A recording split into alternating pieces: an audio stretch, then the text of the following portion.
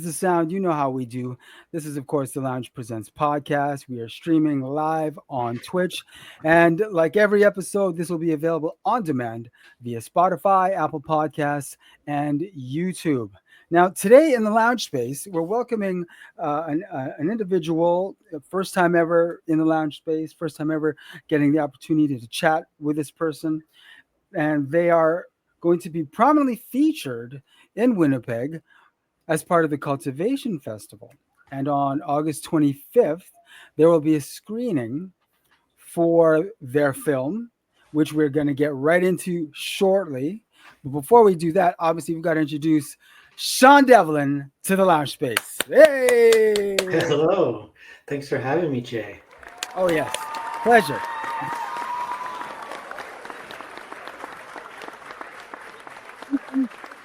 What we do on the pod, I mean, obviously, we showcase creatives' work.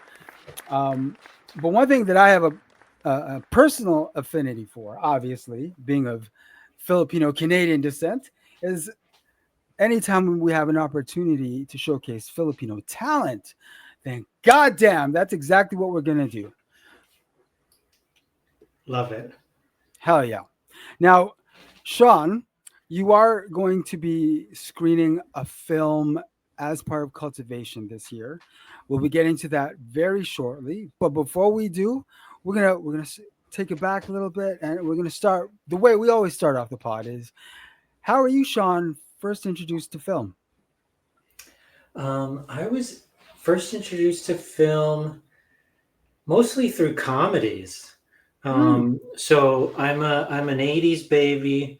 I grew up in Ottawa, um, Okay. and yeah. So first early comedy films I remember is like The Naked Gun, which is now making a resurgence. A new Right? version has come out, Yeah. and and then also there was just also so many comedians from Ontario that Yes. became some of the biggest comedians in the world when I Yeah. was quite young. So Yes. people like Mike Myers, Jim Carrey. Oh. Again, I'm from Ottawa, so Norm Macdonald and Tom Green. Um, these were all people that I looked up to as Hmm. examples that maybe since I was also from Ontario, I could do comedy, I could make films. So yeah, that's where it all started, I think. And one thing that I found interesting, I mean, we're speaking today because we're going to be talking about your film, but you're a comedian. Yeah, yeah, I'm a stand-up. I've been doing stand-up for over 20 years since I was a Yes. teenager. Yeah. Yes. So I'm very curious.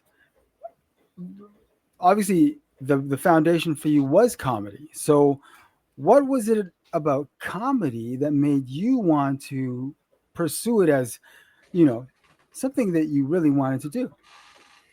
Um, it started in the classroom, like I think for a lot of kids, the class clown or whatever you want to call it. Okay. Yeah, yeah. Um, but what I realized at a very young age that's, still active in my work now is that in a classroom, there's a clear hierarchy, right? Like the Oh yeah. teacher is in front, the teacher talks, you're not supposed to interrupt the teacher. But what I learned really quickly that, many of us know is that you can interrupt the teacher if you make a joke. And if you can even make the teacher laugh, then you can probably get away with it. Yeah. And so I fell in love with comedy as a kid as a means of basically disrupting power. And I've continued to use it that way often as an adult. Little early disruptor going on there. Yeah. I mean, I think a lot of folks either, you were that kid in the class or you remember those kids in the class. Yeah. It's not unique. I think every class needs one at least. Um, and yeah, that's where I first fell in love with just the craft of getting other people to laugh. Hmm. Now, when when uh, when you're growing up in a Filipino household, oftentimes, and if you're Filipino, you can relate. For most folks, you can relate. there's a certain expectation about, what the parents want the kids to do. There's visions and sugar plum dreams of, you know doctors or lawyers, or the whole gamut, right? And it's not often that, I mean, especially if they're first generation, if they came over, in the early 70s or even before that, right? Introducing the idea of not only being a creative, but pursuing your creativity as a vocation is a very alien concept.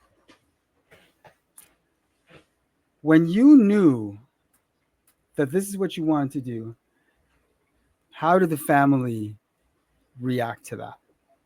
Well, your powers of cultural intuition are very accurate. My mom wanted me to be a lawyer. She really, really wanted me to be a lawyer.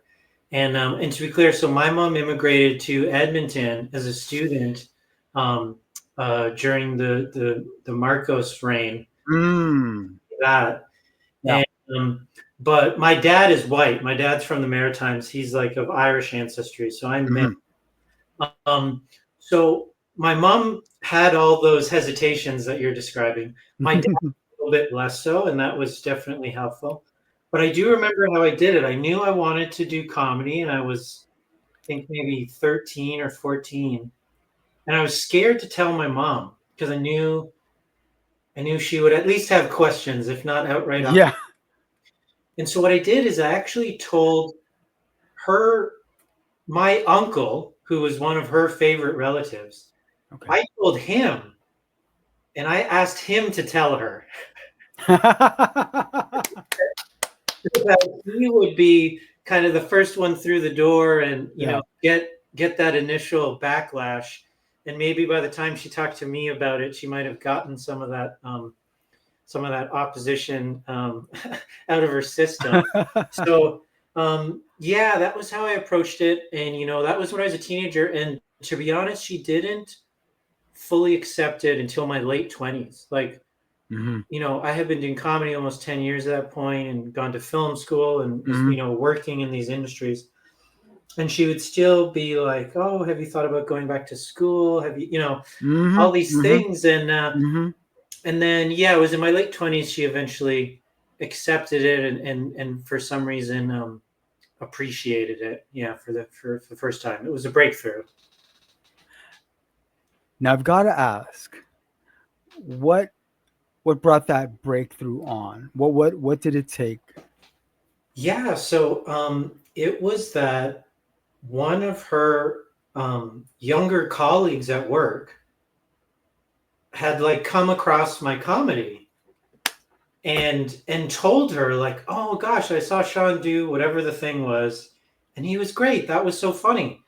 And for some reason, when she heard it from a colleague, it became real, right? Until that point, I was just off kind of, I don't know what she thought I was doing, but I was doing all this work. And it wasn't until, a colleague said that they had seen it and appreciated it that she kind of started to change her opinion.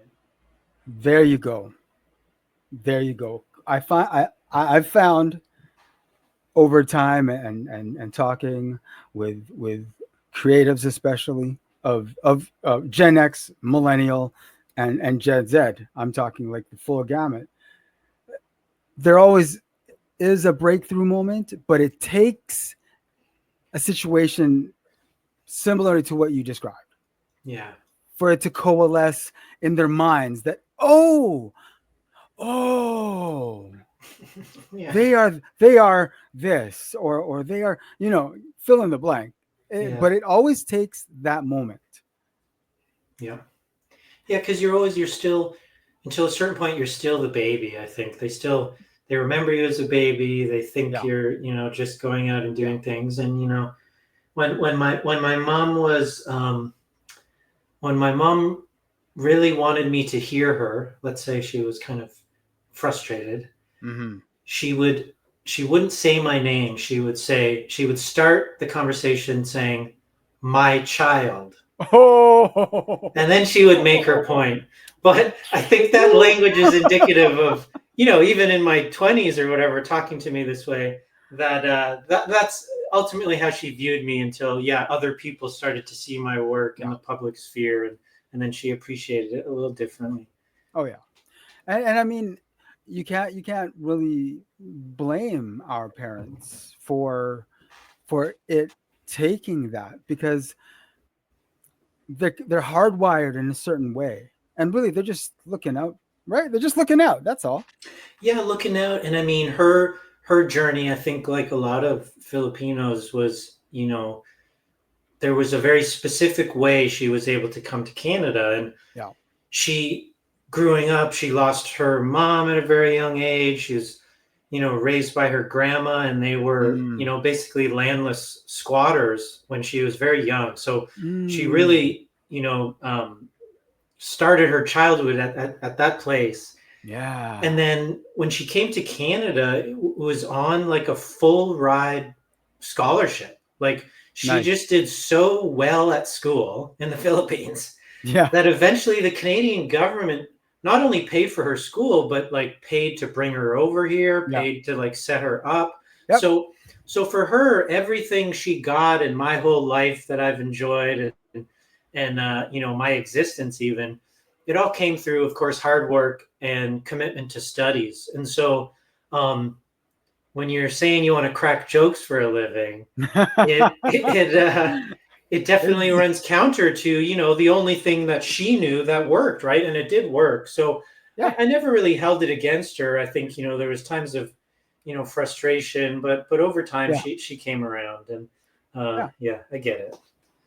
Yeah. I think, and I'm sure, creatives of Filipino descent know exactly what we're talking about right now. You know what I mean? Because you accept why they don't see what you're taking very seriously and what you're very passionate about as something that you could do for the rest of your life, and that's fine.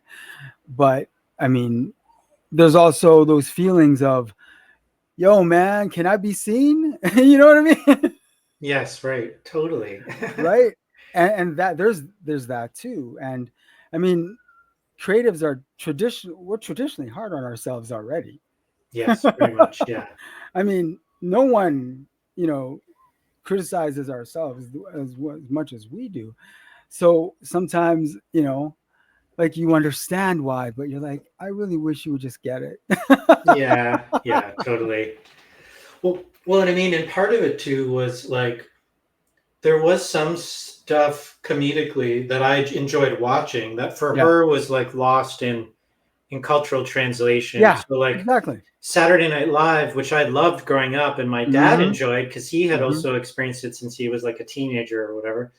Um, Stuff like that. Sometimes my mom wouldn't fully get the jokes all the Yeah. time, Yeah. and so I think that also contributed to her not understanding why I wanted to do it, Oh, because in some ways she just didn't even understand the comedy that I it enjoyed. Yeah. yeah, totally. Makes total sense.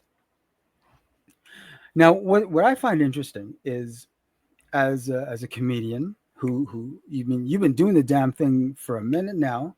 You got nominated for a Juno for a comedy album.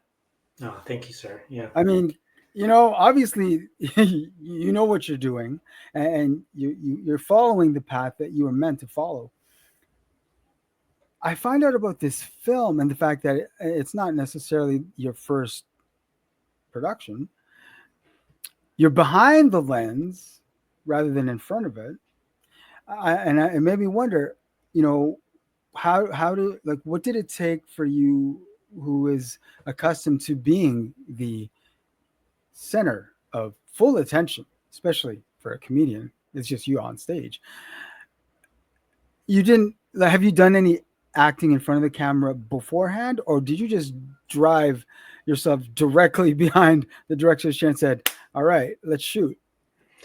Yeah, I mean, it again, it started in school when I was a kid. Um, when I was maybe 11, we moved from Ottawa, where, I grew up there, and it was like a subsidized housing co-op. It was mostly migrant families there. So it was just, I grew up with kids from Tanzania and Jamaica and Chile. And, it was just like so diverse. And that's what I knew from, before I can even remember. And then when I'm 11, my mom gets a better job in Guelph, Ontario, in a smaller town in Ontario. And we moved there, and it's literally my first time to experience racism. Like, I grew up in such a diverse environment in school that I just didn't really see it. And some of it might have been how naive and young I was. But that's fair. Suddenly I get to this school in this town where, like, I'm the only kid that's not white. And, again, I'm mixed, right? So if I'm standing out, it means that that's a very white town. Yeah. But yeah, I was standing out, and it was a whole new set of challenges at that formative age. And so part of what happened was that whole class clown thing. I sort of got stage fright. Like, I suddenly didn't have the confidence to be cracking the jokes in class. And so what I did in that first year in this new town was, there's this, friend of mine who was a white kid who, I got along with. And when I would think of something funny to say, instead of saying it, I would whisper it to him, and he would say it, and he would get the credit for the joke. And so that lasted that whole first year. It was like grade 5. And I could see how kind of popular he was getting and stuff. And I was like, oh, maybe I should just be saying my jokes. I shouldn't give them away like that. Yeah. And then so the next year I came back to school and I started being more comfortable and saying the jokes myself. But in that year, when I was kind of hiding, I experienced kind of being behind the scenes. Do you know what I mean? Even though I was only 11 years old, I experienced what it was like to write for somebody else. Yeah. And direct their scene. And direct their scene, yeah. And then I loved that part of it much more than acting, even at that young age. So I would like write plays in school. I would, write skits for the school Christmas, whatever, assembly and stuff like that. So for me, from a young age, I liked being kind of behind the scenes. And, of course, stand-up forced me to put myself up there, and I enjoy it. But I always wanted to be involved more behind the scenes. And so, yeah, when I finished high school, I went to like a 10-month film program in Vancouver. And I just started learning about film and video production and, working as an editor. And so I've done a bunch of different roles in film production, and over the years just focused more and more on writing and directing. It's interesting that you knew that young that you wanted, to be more, behind the lens. Because I feel like at that age, I didn't know many other kids that were thinking, that far ahead. Well, it was a curiosity or something I enjoyed. To be clear, I was still confused enough that I also thought that I might be a professional hockey player or a professional basketball player, right? Like I still had those other more typical dreams. But the more I went with it, as I went through high school, writing and performing and doing these things, the more certain I became that that's what I wanted to pursue. Dope. I love it. I mean, if anything, that just makes you, even more of a threat, because you've got your comedy bag, and now you've got your film bag. Like, thank you. That's double threat right there. Now, speaking of film, this very interesting story that you're telling in this film, please tell us. I pardon me if I butcher the title. It's okay. Yeah. I'm not sure how to pronounce it. I was like, it's ASOG. ASOG. Okay, thank you. Yes, the premise for ASOG. Please break it down, because it's very interesting. Yeah, so I connected with a comedian in the Philippines, in Leyte Island, which is where my mom was born and raised. Okay.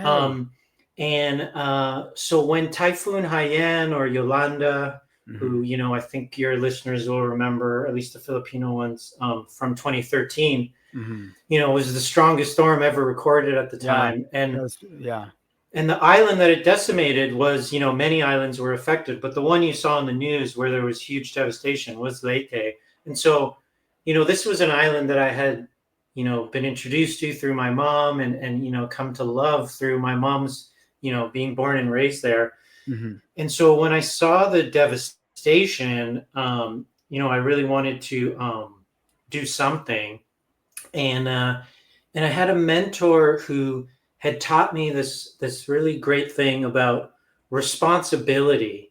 What she taught me is that people tend to think of responsibility as a burden, but the actual meaning, if you want to break it down linguistically, lyrically, it's two words. It's response and ability. It's your ability to respond to a situation, right? So when you see something happening, like when I saw this typhoon, what is your special ability? And how can you use that to respond to it? So for me, like we just covered, it was this comedy bag, it was this film bag. Yeah. And I just started to try to figure out what can I do with this? And so, I made some short documentaries with organizations there that weren't like funny or anything. But on the first anniversary of the storm, it's like over 10,000 people, at least the community estimates, passed away. So it was a hugely tragic day of mourning on the 1-year anniversary. And I'm there and I'm interviewing survivors, and it's, very sad and intense, but real. But because I'm a comedian, right, like I kind of need to laugh like pretty much every day. And so I'm doing all this filming, and then I asked someone I'm working with, I'm like, are there any comedy shows in town?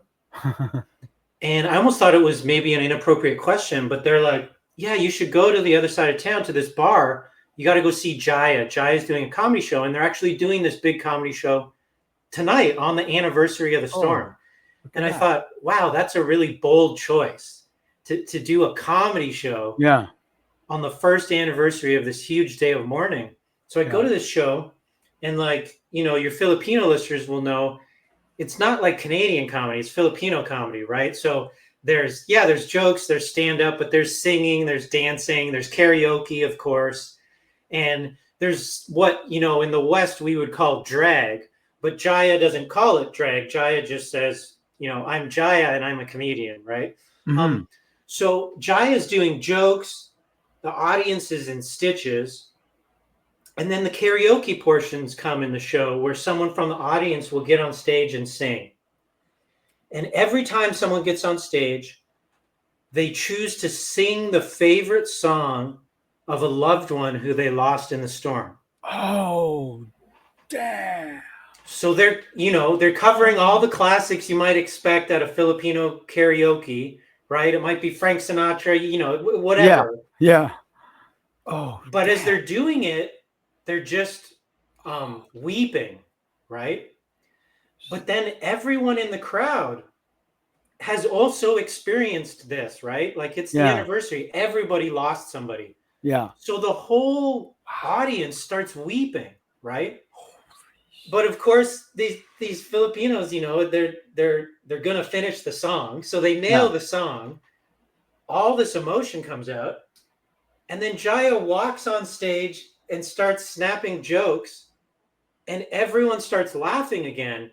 And I was just astonished. I mean, I had never seen a show like this, and this went on for 2 hours, over and over. People coming on stage, singing, crying, and I was like, "This is magic. This is real healing that this performer is like manifesting right now collectively with everyone." And so I told them on the spot, like, we need to work together. I got to do something with you. It was another 4 years before we started writing this movie. It took some time. But we wrote this movie together, and it's basically about Jaya traveling across the island to go to a beauty pageant. And on the way to the pageant, they're just meeting all these different Filipinos who are experiencing the aftermath of the typhoon in different ways. But it's a comedy. It certainly has tragic elements, but it's full of comedy, in part because Jaya is such an incredible performer. Everyone in the film is an untrained actor. Jaya had never been on camera before. They were a really experienced stage comedian. But everyone in the film is a real person who survived Yolanda. And they're all kind of sharing their own experiences and reenacting but also just having fun with it. It was all done through improvisation. And so, yeah, it's many different things. But at the heart of it, I think it's about what it's been like on this island to survive the last 10 years and how to find a way to laugh and love life again, despite all the tragedy. Sean, you've baked up this melange of, as I'm listening to you and I'm thinking about what this looks like on screen, because, you know, my first assumption was that this is, you know, a documentary, it's somber, you know what I mean? Because the source material is very serious, and you go even deeper than the actual typhoon itself. You go even deeper. So I'm like, oh man, this is like a serious film. But now hearing you talk about it, and then remembering seeing it listed as a dramedy, because that kind of threw me. I was like, dramedy? What? What are you talking about? But now that you're describing, I'm like, okay. Yeah, and I mean, that's why I include, you know, the origin story of meeting Jaya, because so much of what might seem, you know, unique or strange about the composition of the film, it was all there in that bar when I first saw Jaya perform, right? Like the real emotion, the genuine like catharsis, you know, people crying, but then people 10 seconds later like laughing. And we just wanted to kind of honor that you know, when you're enduring a tragedy and you're living through grief, it's not just this one note sad thing. Like certainly it's sad, but there are moments of like absurdity and hilarity. There's moments of anger and horror, and you know, and that's what losing a loved one is. So we really tried in the film to honor the emotional complexity of what it's like to experience loss, and that it's not just sad. There's many other things about it. When you decided who you wanted to work with in terms of the people in the area, when you first initially approached them, how did they respond to you wanting them to get involved? Yeah, I mean, well, first, just to be clear, we paid folks, so just so people know that, right? And of course, so that helps. That's part of it. Yeah. But I mean, it's not the main part. I mean, ultimately, folks knew. You know, we would explain the purpose of the film, which in some ways I just described, and it was, you know, almost always something they instantly like believed in and wanted to be a part of. And then I think a big part of it was that you know, for everyone who appears in the film, they get at least one kind of comedy moment, one comedy beat, right? Okay, nice. So it wasn't just saying like, we want you to come and we're going to ask you to tell your traumatic story, right? Yeah. You know, there's elements of that at times, and you know, we were very careful in how we handled that. Yeah. But it was also saying like, you know, we've got this scene and we think you would play this really well because here's why this scene is funny, right?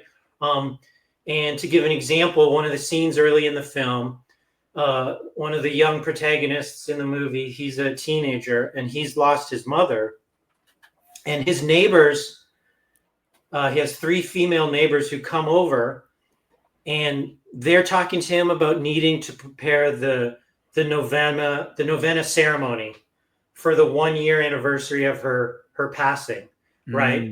So, you know, in the Catholic tradition, this is a very serious event, But what we told these women who were really this guy's neighbors, right? And to be clear, his mom I knew, and she was in my other movie, Oh, okay. and we did really lose her, right? So the Hmm. emotion of this scene is all real. Yeah. But then the joke was, we said, you ladies, you know him, you're going to come over, you're just playing his neighbors, you really are his neighbors, so it won't be hard.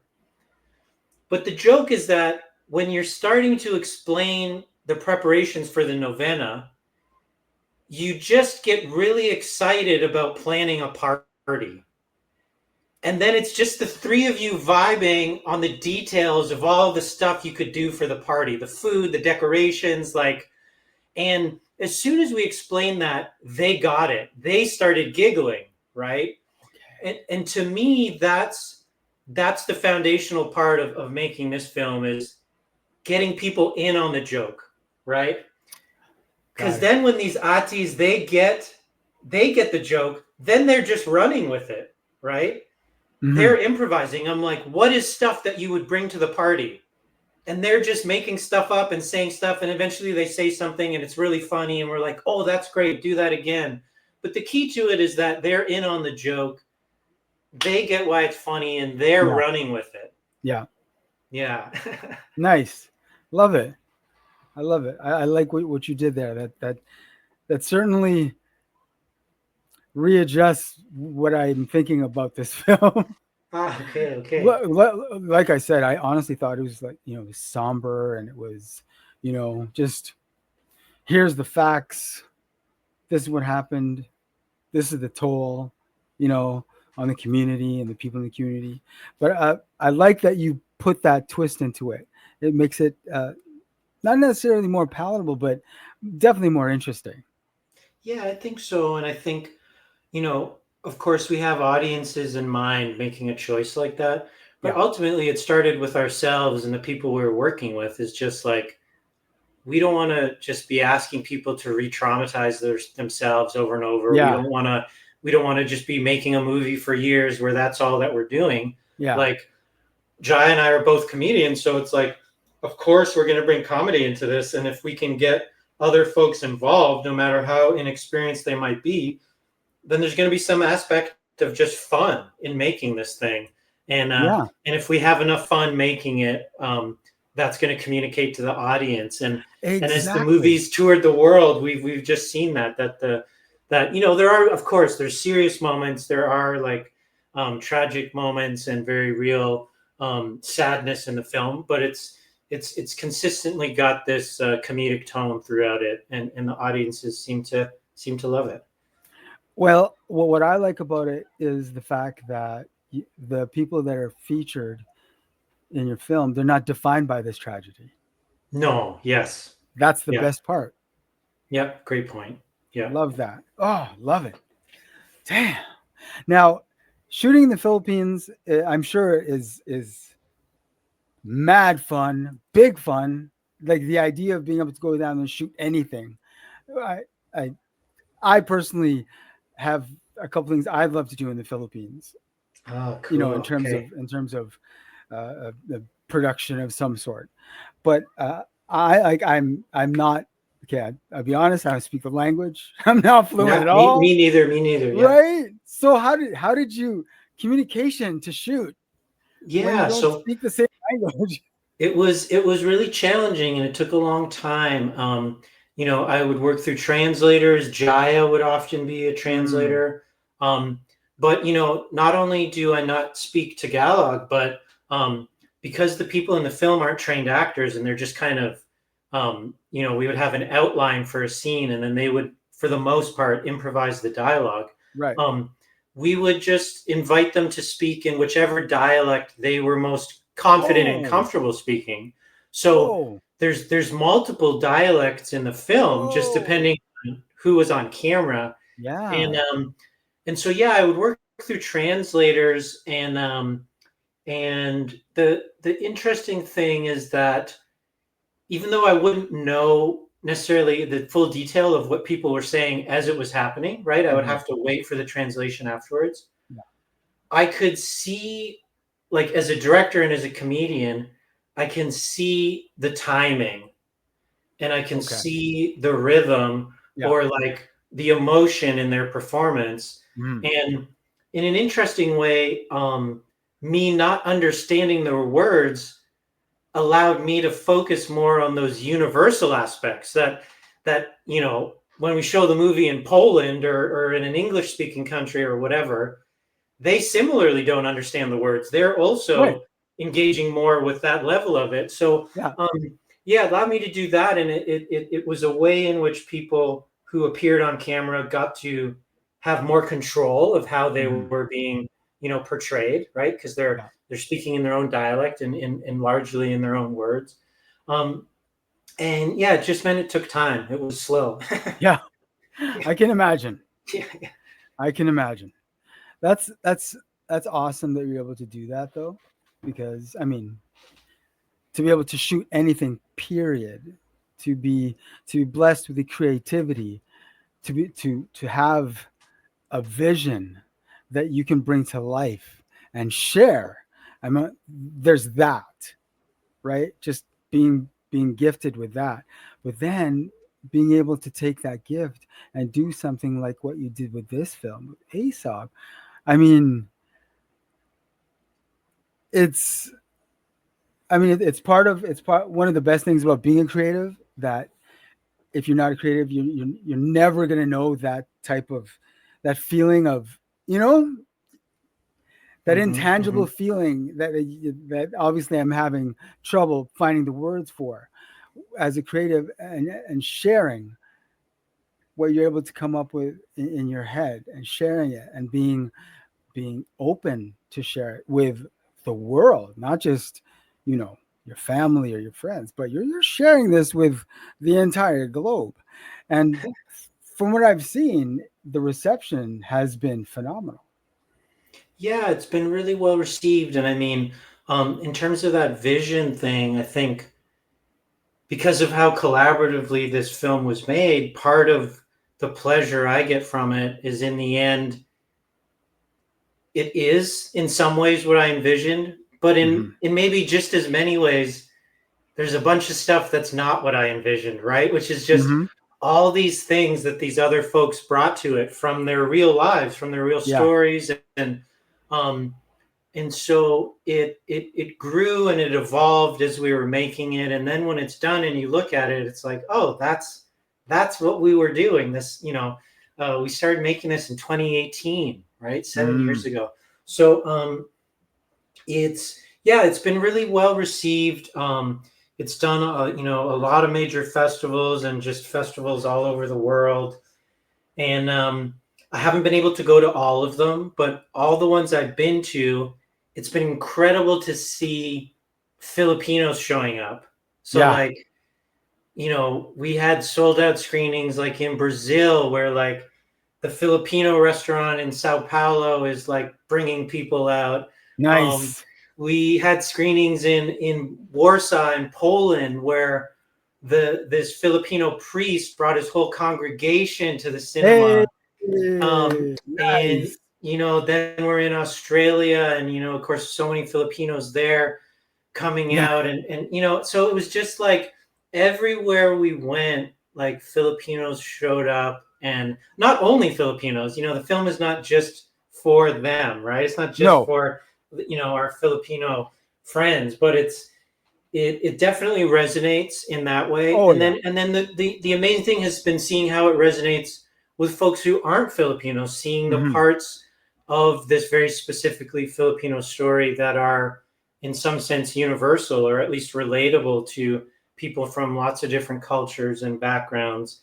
um, yeah, it's really been like beyond anything we expected, like truly, because we had our premiere at the Tribeca Festival in New York Yes, you City, did. and Yes, you did. and Hold up. our We got to our give you your propers stars. for that. Okay, okay, yeah, you got some. So so we go there, and then we hustled, and we got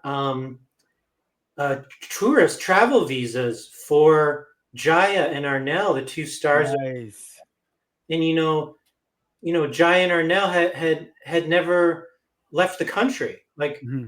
they had maybe only even been to Manila a few times, right? Yeah. So them getting like a 10-year travel visa to be able to go to America, and then their first experiences, they go to New York City and they're like on a red carpet and stuff. Yeah. Like it was incredible for me, but it was amazing to be able to experience that hand in hand with them, Yes. and experience it through their eyes. And Yeah. um yeah, so just the love that audience has given the film all over. Like, so then even a few months ago, the movie was invited by Harvard University. They presented the film at the School of Human Rights at the Kennedy School, Okay. and they brought Jaya again to America. Hey, nice. So then we're at Harvard, and Jaya's at Harvard, and like, doing like a little lecture thing with the students there and stuff. And so there just stuff like that. Like we never even imagined anything like that while we were making it. So Right.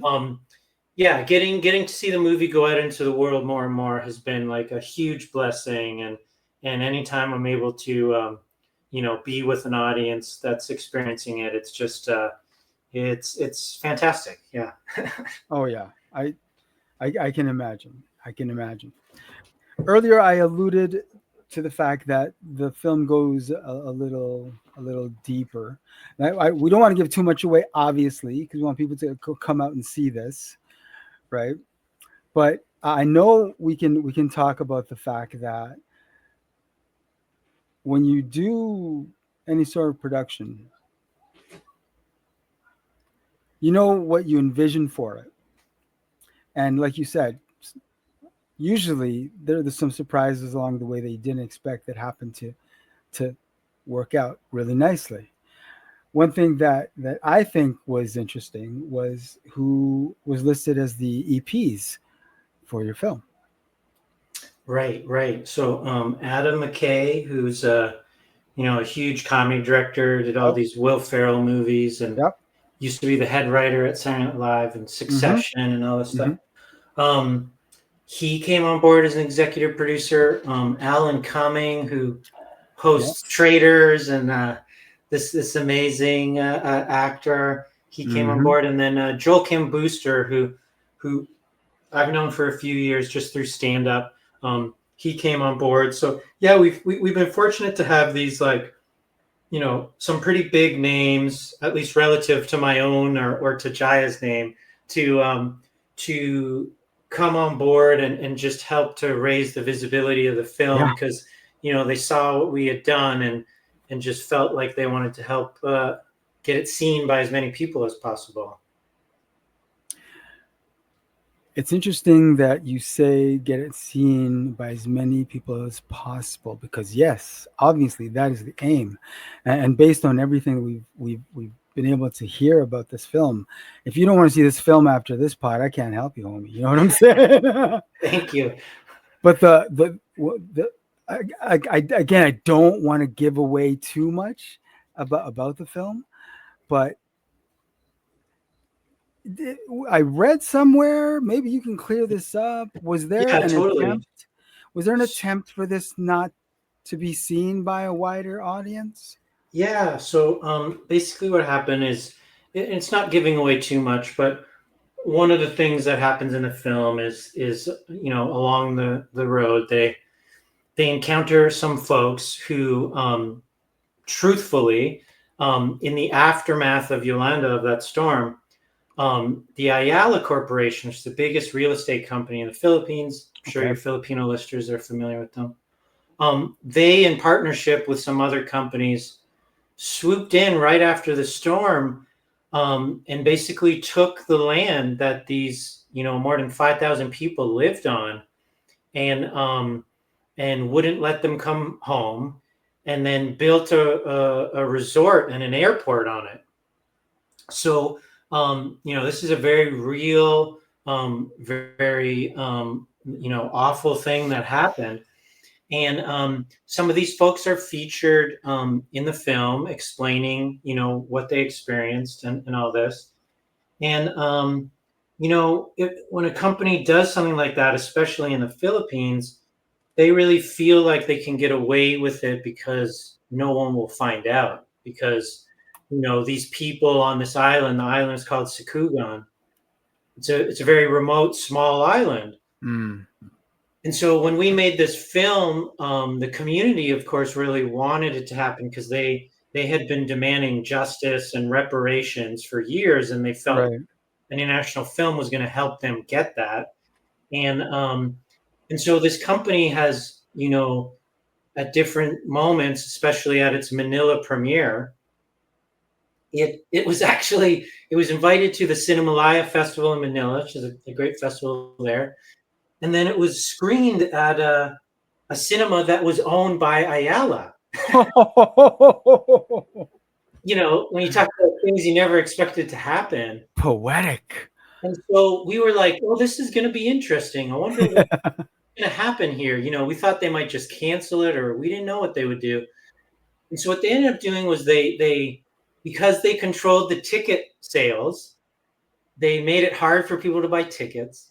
When people showed up at the door, they told them it was sold out, and it wasn't. And then they added an opening to the movie. So they added a title to the start of the movie where they basically said, this movie depicts certain things that happen on this island. We just want people to know that everything is fine, and just kind of trying to dismiss it. But That's it's weird cold. to start a movie that way. That's cold.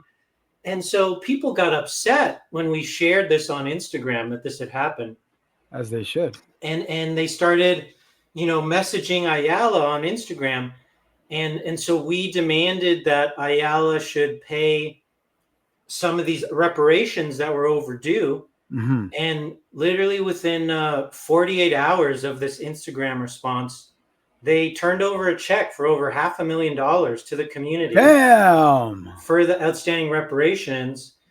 And I'm very proud to say that, and it's really the community here. Like, the movie played a role, but this community has been organizing and fighting for over a decade. Yeah. But in the 2 years that we've been touring film festivals, it's now over $7 million has been paid in reparations to the community. Wow. And they've been able to build 474 new homes, but it's not done. Like, they're still owed through like a signed reparations agreement. Okay. They're still owed another $1 million, like basically another whatever. I think it's 19% of the money. And like the legal titles to the new land that they've had to move to where they've built these houses.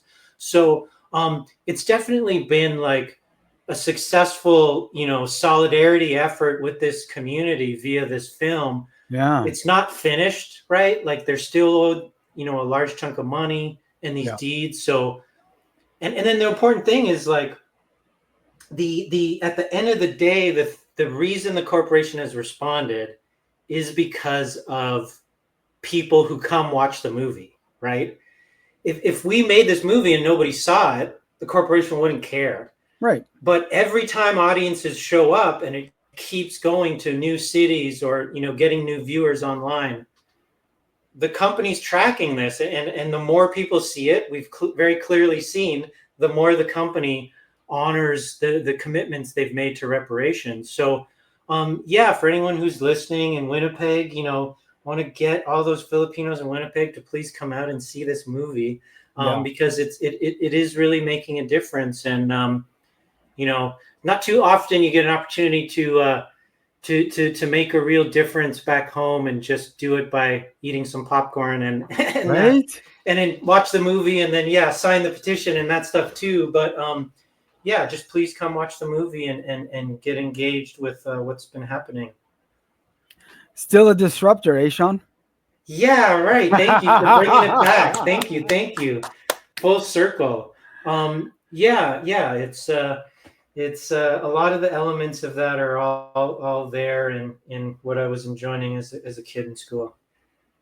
Sean, I really got to big you up because I love the whole idea for this film, especially hearing now from you personally what goes on with it, your journey. I love your journey. It's so awesome. I hope, we get a chance to get you in the lounge space again sometime in the future. Maybe if you drop another comedy album.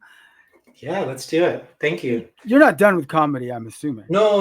I mean, I I didn't haven't think had so. too much time for it because of the movie. Yeah. But yeah, one of the last big shows I did was in Winnipeg at the Winnipeg Comedy Festival. I taped a set there for CBC. Is that And 22? I did a different one for CBC 22, but I was just there last May. Okay. At the Comedy Fest at the Burton Cummings Theater, I think it was. Hey, Yeah, there you go. So that was a great experience, and I hope I get to come back sometime soon. Unfortunately, you will not be here for the screening. I won't. Yeah, I'm very sad about that. But yeah, I hope folks enjoy it. I hope you can tell people to come out. Hopefully, we can get as many people in those seats as possible. And then please visit our website, asogfilm.com. You can get the tickets there. You can also get involved in the Impact campaign to support these folks in Sicogon. Yes. Yeah. Thank you so much. Oh, it's been a pleasure, Sean. I'm so glad we got you into the lounge space. Share your socials with folks so they can find you. Yeah, so I'm at Shawnee, SEANY .Devlin, DEVLIN. That's my Instagram handle, and it's the same thing on Facebook.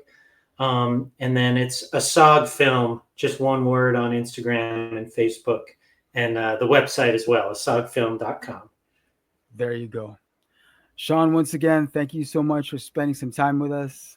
Thank you for sharing the journey that you've had in your creative life. And if you're not already convinced to watch this film, come on. It's August 25th at which theater is it at? At the Cineplex in Winnipeg. I know you probably have several of them there. Let me get the detail right in front of me. Let's see here. Sorry, I don't have it right in front of me. All good. Just to give people some reference. Yeah, it's 7 p.m. at the Winnipeg Cineplex, and what's it called? The McGillivray Cinemas. There you go. Yeah, Cineplex Odeon McGillivray Cinemas. 7 o'clock. The tickets are only available online, so folks are encouraged to come to the website and get your tickets in advance. Those tickets. Definitely cop those tickets. Sean, thank you again. Thank you. Look forward to getting you back in the lounge space in the future. Love it. Thank you for having me. Thank you, Jay. All right, take care. All the best. Be easy.